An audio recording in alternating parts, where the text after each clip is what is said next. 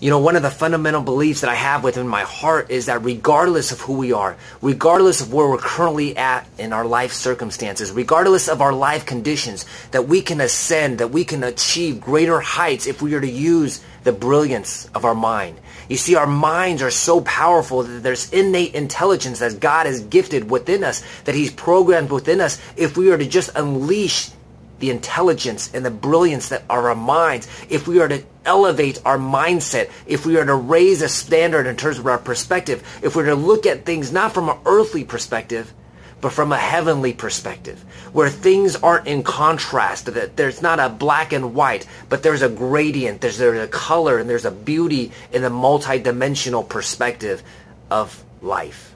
You see, where we often get hung up is because we see things only in binary.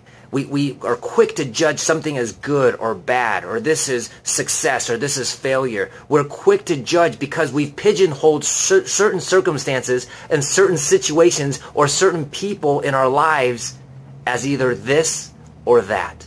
And it's as if we're experiencing life watching TV in black and white, as opposed to experiencing the richness and the fullness of all the color, of all the contrast, of all the gradients of 1080p high definition TV in 3D.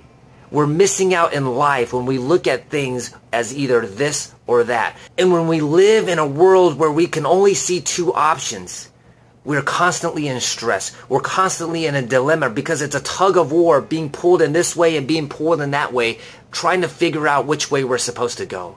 But may I suggest to you that whenever you look at life, in any area of your life, in relationships, in business, in your health, in the decisions you have to make in your school, as a parent, whatever area of your life, there's always another perspective. There's always another dimension that can enhance, that can encapsulate your needs and the needs of the other person.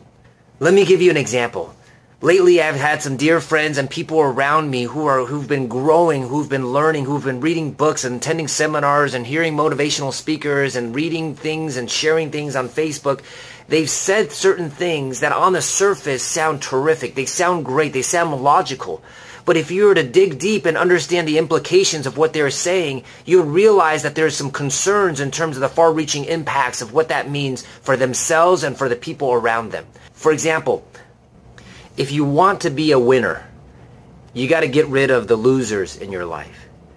If you want to be successful, you have to remove all the negative people, all the toxic people out of your life. Or this, lions do not concern themselves with the opinion of sheep. You see, on the surface, these three things appeal to us because there's a sense of decisiveness, there's a sense of action, there's a sense of standing for who you are and no longer tolerating the things in your life that you don't want to do.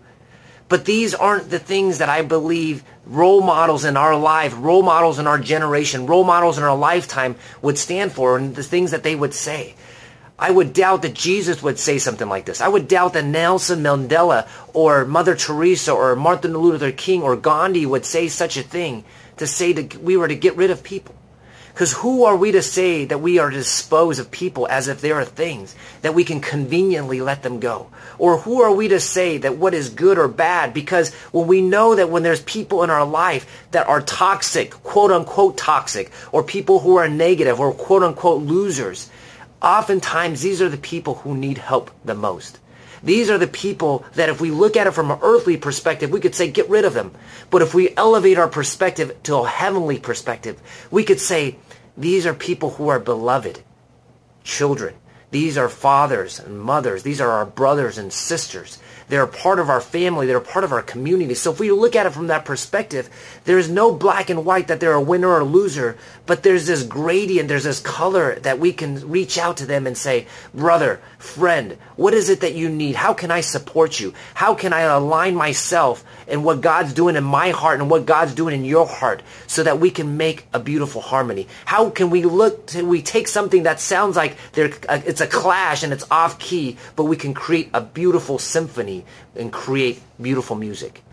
My encouragement is this: do not conform any longer to the patterns of this world, but be transformed by your mind, the renewing of your mind, that we would use the brilliance and the beauty of our minds for something greater, that we wouldn't see things the way the world sees it, but that we would elevate our perspective, that we would elevate our thinking, that we would reach out to those people that need help the most, that we would be slow to judge and quick to reach our hand out, that we would be slow to condemn, but quick to love and forgive.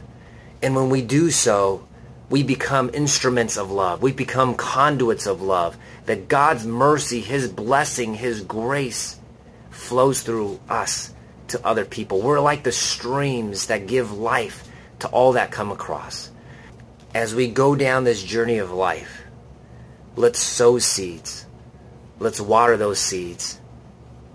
And let's celebrate as we see God make them grow. God bless.